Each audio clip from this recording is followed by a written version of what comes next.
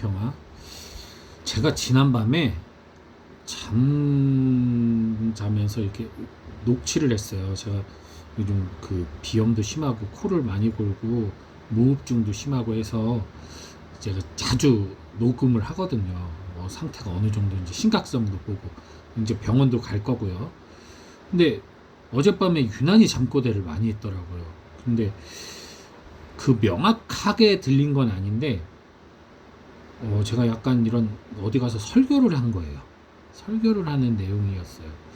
근데 정확한 워딩은 기억이 나지 않아요. 근데 대충 한 2, 3분 정도 잠꼬대를 했는데 내용은 이런 겁니다. 군인이, 특히 우리나라 같은 경우는 남북한이 휴전이죠. 이게 완전한 평화가 아니잖아요. 이런 상황에서, 남북한 대치 상황에서 군인은 우리들의 국민의 생명과 재산을 지키기 위해서 군복무를 해요. 그러니까 군인들은 사실 보이지는 않아요. 우리 눈에 지금 군인들이 보이지 않죠. 저 산속에 들어가 있고 저 철책에 들어가 있고 저 섬에 들어가 있으니까 보이지 않는 곳에 있는 그 군인들이 우리를 사실 지키고 있어요. 만약에 전쟁이 일어나거나 재해가 일어나면 그들이 어디선가 나타나서 우리 대신 싸우고 우리 대신 지켜주고 우리 대신 복구해주는 일을 하죠.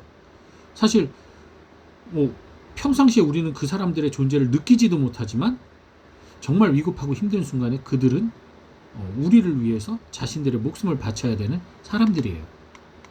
물론 의무로 하는 사람들도 있지만 저도 그런 의무 복무를 했지만 그런데 만약에 우리 군인들 이렇게 역 같은 데 보면 군인들이 휴가 나가서 있으면 군인들 근처 일부러 내가 다가가서 아우 군인 너무 좋아 그렇게 하지 않잖아요. 약간 군인은 거기서 지낸 어떤 그런 게 있어서 뭔가 좀 이질적이고 우리가 군발이 하잖아요.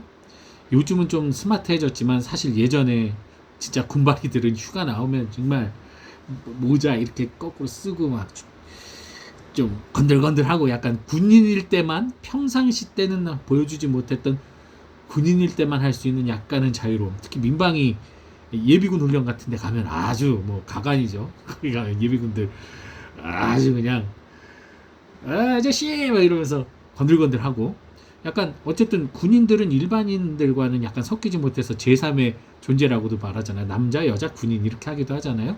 어쨌든 사람들이 군인 옆에 일부러 막 다가가는 사람들은 거의 없어요. 그러니까 막 군인이 너무 좋아 그러면서 다가가진 않는단 말이에요. 그죠? 하지만 사실 그들이 우리를 위해서 목숨을 바치는 존재라면 너무나 고맙고 다가가야 될 존재인데 그렇지 않아요. 근데 군인들이 그거 갖고 불만 갖고 기분 나쁘다고 하진 않죠. 왜냐? 그들은 자신들의 의무를 해야 되는 거니까요. 국가가 시킨 의무긴 하지만 그런 비슷한 얘기를 했어요. 그리고 한 게 하느님이 그와 같다 이렇게 얘기를 하더라고요. 제대로는 안 들려. 중간에 설명이 많이 있는데 좋은 말 같은데 너무 안 들려서 대충 내용으로는 하느님이 우리를 항상 도와주고 계신데 보이지는 않아요. 항상 우리를 지켜주시고 보호하시고 우리들과 함께하고 계신데 보이지는 않습니다. 그래서 우리는 하느님의 존재를 일상적인 삶 속에서 별로 못 느끼고 사는 거죠. 그런데 어떨 때 느껴요? 우리가 정말 힘들고 고통스럽고 위급의 순간 때, 그럴 때 기도 안에서 또 어떤 이웃의 사랑 안에서 우리가 하느님 체험을 강력하게 하죠. 하느님도 군인과 같은 분이구나. 우리를 지키시는 분. 노래도 있죠. 하느님은 너를 지키시는 분. 시편에 나오는. 그래서 하느님이 우리를 지키시는 분이구나. 그러나 우리가 결코 또 하느님이 가까이 오면 부담스러워하죠. 왜? 우리가 그 군인의 그런 삶의 모습과 다른 삶을 살기에 군인들이 이질적으로 느껴지는 것처럼 하느님의 선한 빛이 우리를 비추고 하느님이 가까이 있다는 느낌을 받으면 나의 더러움과 나의 부족함과 나의 어떤 이 죄성 이런 것들이 명명백백이 드러나면서 그것이 부끄럽고 수치스러워서 하느님 앞에서 숨어들려고 하는 이 원죄의 흔적이 남아있기 때문에 하느님이 정작 가까이 오면은 도망가는 거예요. 그렇게 절박하고 필요할 땐 하느님 없이 못 사는데 정작 따뜻하게 다가오는 하느님을 내가 받아들이려고 할 때는 자꾸만 움츠려드는 사람들이 있다는 거죠. 기꺼이 받아들이는 분들도 계시지만 움츠려드는 분들이 또 많아요. 막 하나님 앞에서 자존감이 떨어지는 거죠. 나 같은 죄인이, 나 같은 놈이 어떻게 이렇게 된다는 거죠. 근데 그러시지 않아야겠죠, 당연히. 우리는 이미 레지오 마리아 하신 분들도 많겠지만 성모 마리아를 사령관으로 하는 기도부대 군인들이 얼마나 많아요. 우리 그리스도교인들은 세상과 싸우는 군인들이에요. 특히 평신도 여러분들은 진짜 세상 최전선에 있는 야전군인이잖아요. 예. 성모 마리아를 군사령관으로 두고 국가 원수인 하느님의 지위 아래 정말 세상과 싸워야 하는, 세상의 유혹을 거스르고 세상의 악을 거슬러서 싸워야 하는 군인이란 말이에요. 그렇다면 하느님을 더욱더 무서워하는 것이 아니라, 피하는 것이 아니라, 하느님을 무서워하거나 피하는 이유는 하나밖에 없죠. 어떻게든 내가 하느님이 원치 않는 행동을 하고 싶을 때, 그럴 때나 피하겠죠. 그렇기 때문에 하느님께 순명하고 순종하는 것이야말로 군대에서 복종하듯이 우리가 해야 할 목적입니다. 성모님을 군사령관으로 둔다는 건 무슨 성모님이 높은 지위에 올라 있다는 얘기가 아니에요. 우리는 언제나 가장 낮은 이가 가장 높은 이죠. 성모님처럼 가장 낮은 이로서 주님을 섬기고 주님의 뜻을 받아들이는 삶을, 그 명령을 우리가 받아서 주님을 섬기는 삶을 살아야 되는 거예요. 이게 바로 우리가 성모님을 사랑하는 이유입니다. 가장 낮은 자세로 임했기 때문에 우리가 이렇게 성모님을 높여드리는 거예요. 예. 그렇게 받아들여야지. 성모님은 하느님의 어머니니까 높이 계신 분이니까 그래서 우리가 따라간다? 그런 여신이죠. 그런 복종이 아니에요. 하느님이 원하는 복종은 그런 복종이 아닙니다. 예수 그리스도마저도 인간의 발 앞에 무릎을 꿇고 입을 맞추고 발을 씻어주셨어요. 그런 낮은 자세의 섬김이 드러높임을 받는 거예요.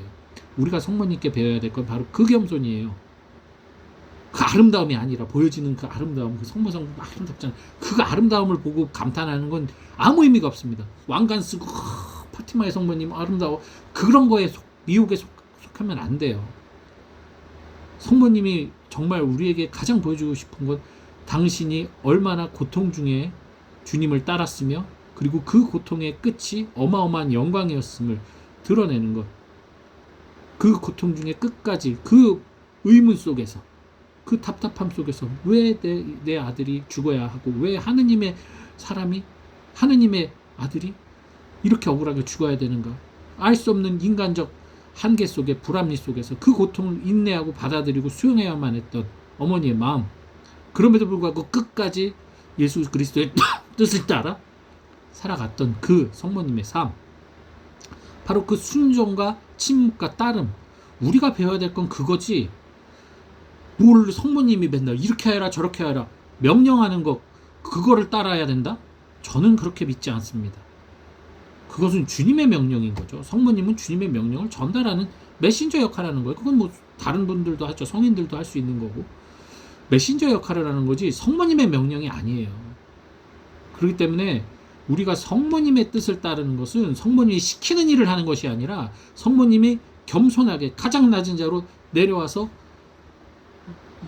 예수님의 그 하느님의 그 뜻에 따라 순종하는 자, 낮아진 자, 겸손한 자로서 섬기는 그 자세를 배우는 겁니다. 그리고 그 자세를 살아가는 거예요. 그래서 성모님을 전 사랑하거든요. 주님의 뜻을 거역하지 않는. 예.